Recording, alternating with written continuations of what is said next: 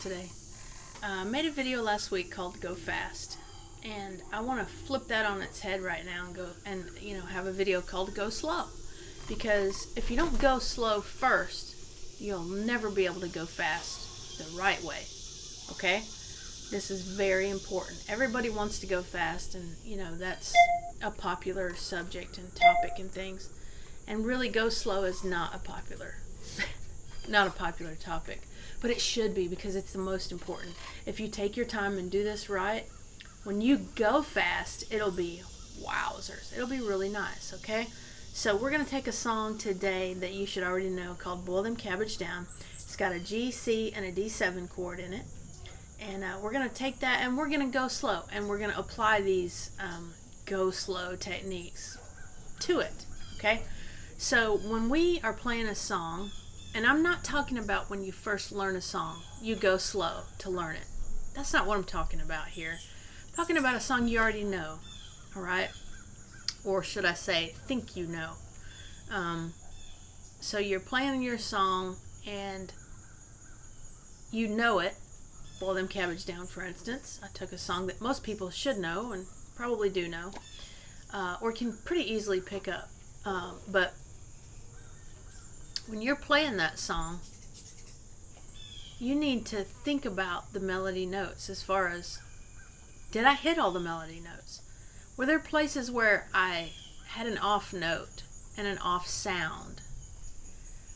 If you do these things and think about them and record yourself, just take out your phone. You don't need to do a video of it. Just record the audio of you playing through a song and listen for those melody notes, and you'll be able to go, oh, I missed that one. Oh, I missed that one too. Or, oh, yep, that one was good. Because what the whole point of this is, we want to get the melody across to anyone listening. And that can be anyone, your dogs, your spouse, your family, your friends, whoever's listening out there. We want them to hear that melody. And the melody is the driving force of the song, If you can't hear that, then you don't have the song. Okay? So, let me make it clear what I'm talking about here. So, when we play the basic melody of Boil Them Cabbage Down, it should sound something similar to this.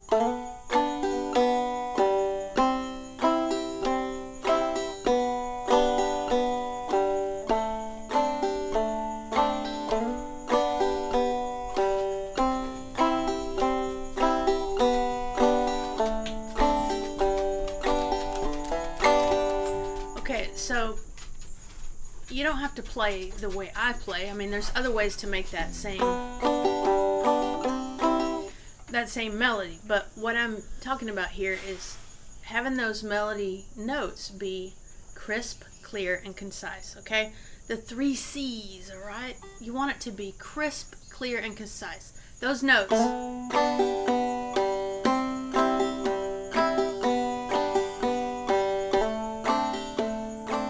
How your melody comes across to everybody, and you want them to recognize the song. So we want to do that. Let me muddy it up a little bit by playing some off melody notes and see what happens.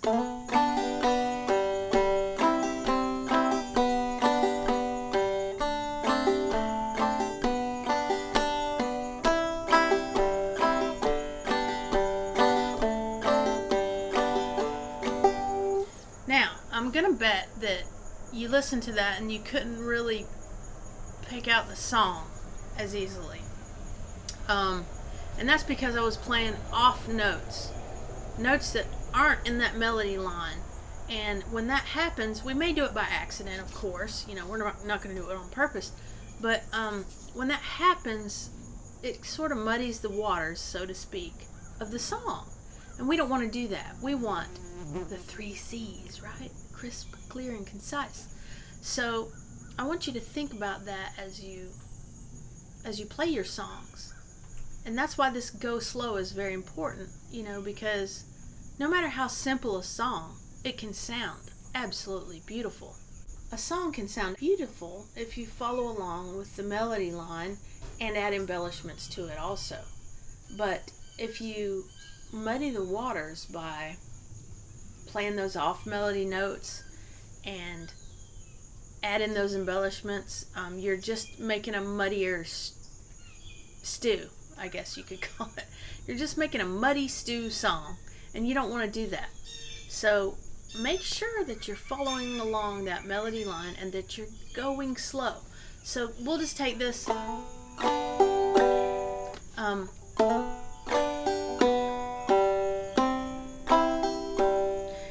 And you can always go through and improve upon your song. If you know, there's some tab out there where maybe they didn't use the best note, or you like the sound of another note, that's fine, as long as it's still within the melody, you know.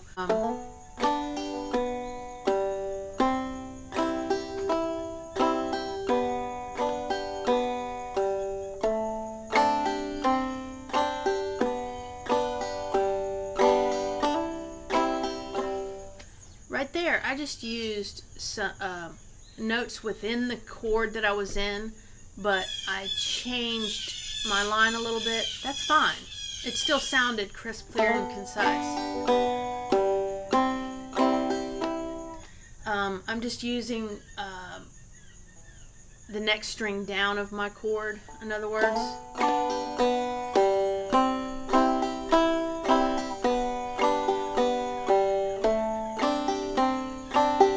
Still works within the song.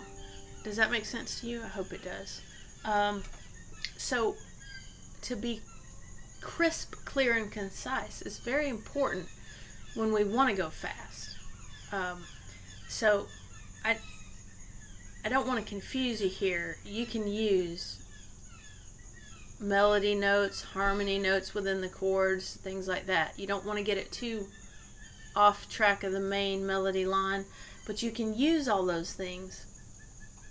But the main importance is the notes you play need to be within the melody, and they need to be crisp, clear, and concise. Or what happens? We try to speed up what we've got, and that stew starts happening, and this is not a good stew. This is not that beef and gravy, carrots and potatoes kind of stew. This is a yucky kind of stew, okay?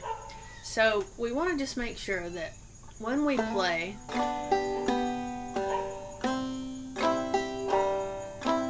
I missed that. I did it on purpose, but it just doesn't sound as good as this.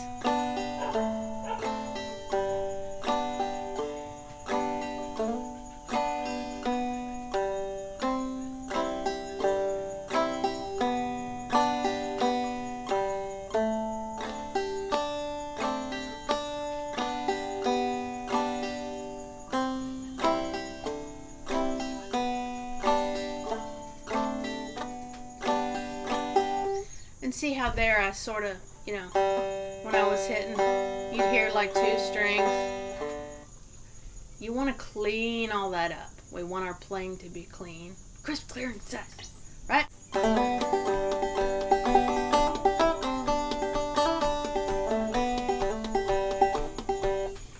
So when we play, everything we're working towards, if we want to go fast, if we want to just play, whatever our goal is here, our goal always needs to be that every note we play is crisp and clear, and every string we hit is an intentional string hit and not this muddy stuff.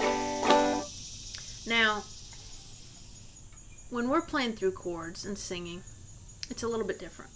But when we're wanting to hit this melody line, we really need to hit it right. So, go slow. Have fun. And always remember that Jesus loves you. Bye-bye.